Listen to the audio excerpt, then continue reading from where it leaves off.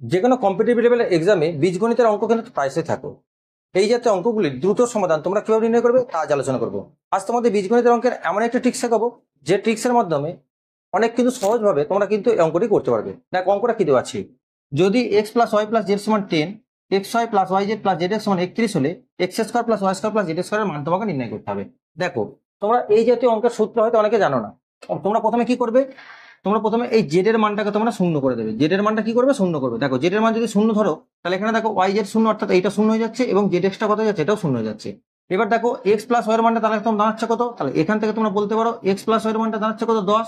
এবং এখান থেকে তোমরা বলতে পারো এক্স ওয়াই এর মানটা কত দাঁড়াচ্ছে, 31 দাঁড়াচ্ছে। এবার তোমাকে দেখো জেড এর মানটা যদি জিরো করছে তাহলে এটা জিরো হয়ে যাচ্ছে। এবার তোমাকে বের করতে হবে কি, just x square plus y square মানটা তোমাকে বের করতে হবে। তাহলে x square plus y square অর্থাৎ a square plus b square সূত্র, এটা তোমরা সকলেই জানো যে এ প্লাস বি তার whole square minus of 2ab।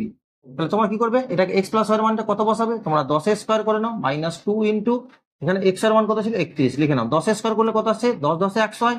31 কে 2 দিয়ে গুণ করলে কত আসছে, 62 আসছে। তাহলে এটা তোমরা বিয়োগ করলে কত পাচ্ছ না, বিয়োগ করলে তোমরা পাচ্ছ 38।